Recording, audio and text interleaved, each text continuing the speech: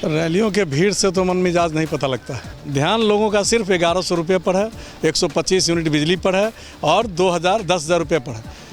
निजी फायदा यहाँ ज़्यादा देखा जा रहा है लोगों के द्वारा कि निजी फायदा से लोग काफ़ी आकर्षित है सरकार की ओर और चाहती है कि सरकार को वोट दे, क्योंकि नीतीश कुमार पुनः मुख्यमंत्री बने, उनका बदलाव हो, नए प्रत्याशी आए। इस आक्रोश में लोग कह भी रहे हैं कि ये प्रत्याशी रहेंगे तो हम वोट नहीं करेंगे, बदलाव चाहिए। जो युवा पीढ़ी है मुसलमान में, वो बहुत हद तक ओवैसी साहब की तरफ आकर्षित है। चारे जो मुसलमान के खासकर लीडर्स हैं, लेकिन बात फिर वही उठती है कि मुसलमानों के मुद्दा को उठाता कौन है। सरकार ने झोली खोली है इस कदर, वहाँ महिलाओं में इस बात को लेकर जो पढ़ी लिखी नहीं है, जो ग्रामीण बेस की महिलाएं हैं, वो इसको बड़ा बुरे ढंग से ले रही हैं। उनका कहना है कि नहीं, किसी की माँ बहन को गाली देने वाला मेरा नेता नहीं हो सकता। नमस्कार, मैं हूं प्रहलाद कुमार और आप देख रहे हैं बिहार तक। देखिए, बिहार चुनावी वर्ष में है। आने वाले कुछ ही दिनों के बाद बिहार में नोटिफिकेशन होने वाला है। इसके बाद आदर्श आचार संहिता लागू हो जाएगा, लेकिन चुनाव का माहौल पहले से ही तैयार है। हर पार्टियां बिहार के अंदर दौरा कर रही है और सभी जीत का दावा भी अभी से ही कर रही है, लेकिन वाकई होगा क्या? चुनाव के बाद इसके परिणाम क्या होने वाले हैं? हमारे कुछ पत्रकार के साथी हैं, वो आपको बताएंगे कि आखिर जो कवर कर रहे हैं, न्यूज़ कवर कर रहे हैं या फिर जो जनता के बीच जा रहे हैं, वो क्या समझ रहे हैं। हम एक एक से परिचय भी कराएंगे आपका, और वो बताएंगे कि आखिर चुनावी फिजा क्या है, माहौल क्या है। हम सबसे पहले हमारे साथ हैं प्रदीप गुप्ता, ये एजेंसी के लिए काम करते हैं। इन्हीं से जानते हैं कि ये बताइए सर, जब चुनाव की रैली को आप देख रहे हैं, लगातार लोग आ रहे हैं, एनडीए की तरफ से भी रैलियां निकाली जा रही है, महागठबंधन से निकाली जा रही है, क्या लग रहा है, मन मिजाज क्या है लोगों का इस बार और क्या होने वाला है? रैलियों के भीड़ से तो मन मिजाज नहीं पता लगता है। रैली तो बुलाया गया होता है हर पार्टी के द्वारा, इसलिए। लेकिन अभी का जो सिस्टम है, जो देख रहे हैं हम लोग, जैसे एनडीए ने 125 यूनिट बिजली फ्री किया, 1100 रुपया वृद्धा पेंशन का दिया, सामाजिक सुरक्षा में दिया, या 10,000 रुपया अभी महिलाओं को रोज़गार के लिए दिया गया, तो ये फैक्टर ज़्यादा काम कर गया है। जबकि दरभंगा में लगभग 10 जिला को प्रभावित करने वाली योजनाएं सब यहाँ है, जो धरातल पर नहीं, बहुत आगे तक बढ़ चुके हैं। जैसे तारामंडल है, जैसे एयरपोर्ट है, जैसे आईटी पार्क है, एम्स है, या अन्य जो 2500 बेड का अस्पताल है, बन रहा है, सुपर स्पेशलिटी। इस तरह बहुत सारी सुविधाएं जो 10 जिला को इफेक्ट करती है, उस पर ध्यान नहीं है लोगों का। यहाँ ध्यान लोगों का सिर्फ 1100 रुपये पर है, 125 यूनिट बिजली पर है और 10,000 रुपये पर है। निजी फायदा यहाँ ज़्यादा देखा जा रहा है लोगों के द्वारा, और हमको लगता है कि इसी निजी फायदा में प्रशांत किशोर भी अब हमको लगता है विपक्ष का रोल अदा करेंगे, क्योंकि उनका भी 5 मुद्दा वही है, जो माने बाहर मजदूरों का 50 लाख मजदूरों का बाहर पलायन को रोक देंगे, उसको 10 से 12,000 रुपया देंगे। बच्चों का शिक्षा और माने प्राइवेट स्कूल में करवाएंगे, माने किसानों को मनरेगा का। लोग प्रभावित किससे हो रहे हैं ये जानना है। यही सब योजना से लोग प्रभावित हो रहे हैं, बाकी कोई।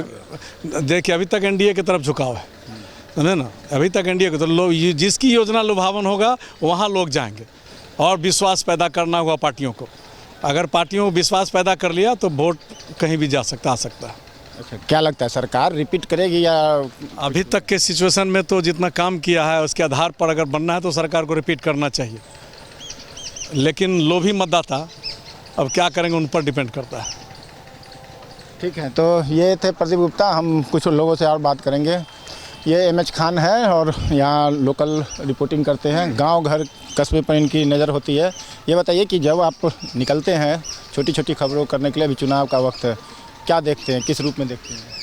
चुनावी साल है और चुनावी साल में प्रदीप गुप्ता जी ने सही कहा कि सरकार की जो लुभावने वाली योजनाएं हैं, और पिछले चुनाव में भी 5 किलो राशन मुद्दा रहा, अभी जो व्यक्ति को निजी फ़ायदा मिल रहा है, तो अभी तक की परिस्थिति यही बता रही है कि निजी फ़ायदा से लोग काफ़ी आकर्षित है सरकार की ओर और चाहती है कि सरकार को वोट दे, क्योंकि नीतीश कुमार पुनः मुख्यमंत्री बने।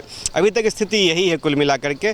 और विधानसभा स्तर पर जो मामला है, कुछ विधायक से नाराज़ भी दरभंगा में लोग हैं और चाहते हैं उनका बदलाव हो, नए प्रत्याशी आए। इस आक्रोश में लोग कह भी रहे हैं कि ये प्रत्याशी रहेंगे तो हम वोट नहीं करेंगे, बदलाव चाहिए। लेकिन अंततः वही होता है कि मोदी फैक्टर काम करेगा, अमित शाह फैक्टर काम करेगा, वो आएंगे और प्रत्याशी वो भी रहते हैं तब भी वोट पड़ेगा, यही कुल मिला करके।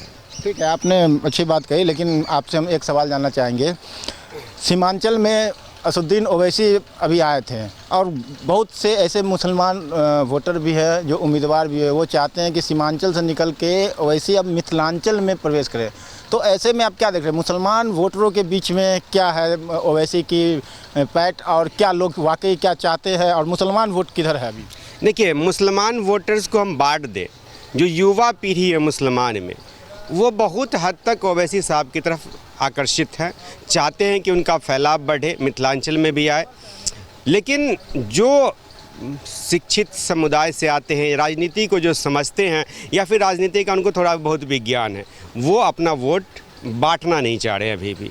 लेकिन बड़े तबका जो युवा पीढ़ी है, न्यू वोटर्स है, वो कहीं ना कहीं ओवैसी साहब की तरफ जाना चाहते हैं, उनके विस्तार भी चाहते हैं। लेकिन वोटों का बंटवारा लोग नहीं चाह रहे, जो मुसलमान के खासकर लीडर्स हैं। लेकिन बात फिर वही उठती है कि मुसलमानों के मुद्दा को उठाता कौन है।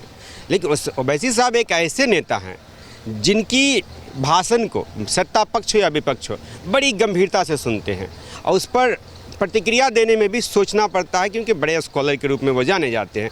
और मुसलमानों की जो हक हकूक़ की बात होती है, वो पार्लियामेंट में भी बहुत ज़ोरदार तरीके से उठाते हैं। उठाते ही नहीं, कई बार बिल को फाड़ भी चुके हैं। तो इसलिए लोग जो न्यू वोटर्स है वो आकर्षित है ओवैसी साहब की तरफ। ये बताइए कि प्रशांत किशोर भी बोल रहे हैं कि जो है हम मुसलमान को ज़्यादा टिकट देंगे। तो वर्तमान में चूँकि अभी तक जो है असुद्दीन ओवैसी का मिथिलांचल में वो नहीं, लेकिन मुस्लिम वोट डिसाइडेड वोट है, डिसाइड करता है। तो प्रशांत किशोर कितना फैक्टर काम करेगा इस पर? देखिए, प्रशांत किशोर की जो स्थिति है अभी उनकी, अगर ये स्थिति आगे इसी प्रकार बढ़ती रहे, जिस प्रकार वो सरकार में जो मंत्री हैं उनके नाक का बाल अभी बन चुके हैं, जिस प्रकार के भ्रष्टाचार का आरोप लगा रहे हैं और जवाब नहीं है मंत्री जी के पास, तो प्रशांत किशोर, ऐसे लोग कह रहे हैं कि प्रशांत किशोर 2005 की स्थिति भी पैदा कर सकते हैं। 2005 में जो हुआ था, रामविलास जी थे उस समय में, और बाई इलेक्शन हो गया था, तो ऐसी स्थिति पैदा हो सकती है। प्रशांत किशोर की ओर भी मुस्लिम वोटर्स कहीं ना कहीं बढ़ चुका है, रफ्तार धीमी ही है लेकिन बढ़ चुके हैं। और जब सीटों की बंटवारा होगा, मुसलमानों को वोट्स, मुसलमान कैंडिडेट्स वहाँ देंगे, तो स्वाभाविक है कुछ ना कुछ वोट कटना है। इसे ग्रामीण में शोएब साहब बड़ी मजबूती से लड़ रहे हैं, तो लोगों का वोट तो कटेगा ही वहाँ। ठीक है, तो ये थे एमएच खान साहब जो बता रहे थे। लेकिन देखिए, जो दो बातें मुख्यतः आई कि सरकार ने अपने करकस से वो सभी तीर चला दी जिससे उनको वोट में बेनिफिट होने वाले हैं। यानी कि ये पहला ऐसा चुनाव हमारे भी नज़र के सामने से क्रॉस करेगा, गुजरेगा, जो हर घर कहीं ना कहीं सरकार की योजना का बेनिफिट मिलेगा। चाहे वो इलेक्ट्रिसिटी 125 यूनिट की बात हो या फिर वृद्धा पेंशन जो बढ़ाया गया है। तो ऐसे में कहीं ना कहीं वोटर को लोभ लालच दिया जा रहा है। क्या लगता है, कई लोग कह रहे हैं नहीं ये चुनावी मुद्दा है, कल होके जो है सरकार आएगी तो ये सब चीज़ बदल जाएगा। उधर तेजस्वी यादव कहते हैं सरकार तो वही घोषणा कर रही है जो हम करने वाले थे। किस रूप में आप देख रहे हैं, मतलब जो होने वाला था वो पहले, और आप जनता किसके साथ जाएगी, क्या नजर आता है? पहली बार मुझे लगता है कि दरभंगा के खासकर मिथिला के वोटरों की बात करें तो पहली बार सरकार ने झोली खोली है इस कदर। पहले भी काफ़ी काम हुए, कई योजनाओं का लाभ मिला यहाँ के लोगों को, लेकिन अगर आप याद करें पिछला विधानसभा चुनाव, तो अगर पूरे प्रदेश की राजनीति को आप देखें तो दरभंगा प्रमंडल, जिसको मिथिला का गढ़ माना जाता है, इसी 3 जिला से एनडीए की सरकार है। 30 में 27 सीट, हमको जैसा याद आ रहा है 30 में से 27 सीट एनडीए को है, मात्र 3 सीट महागठबंधन को है। अगर इसमें से 5-6 सीट इधर उधर कर दे तो सरकार की जो सूरत वर्तमान अब मौजूदा सरकार दिख रही है वो नहीं बनती। और यही वजह है कि आप देखेंगे कि महागठबंधन के नेता तेजस्वी हों, राहुल गांधी हों या फिर ओवैसी हों, उनका भी आना नहीं हुआ है, लेकिन उनका बयान इस तरफ के लोगों को जोड़ कर दिया जा रहा है। और एनडीए के भी लोग, प्रधानमंत्री का दौरा लगातार हो रहा है, राष्ट्रीय स्तर का जिस तरह से आतंकी घटना के बाद मिथिला की धरती से घोषणा किया जाना, राष्ट्रीय अंतर्राष्ट्रीय स्तर का बयान देना, ये सब कुछ यहाँ के चुनाव परिणाम का है।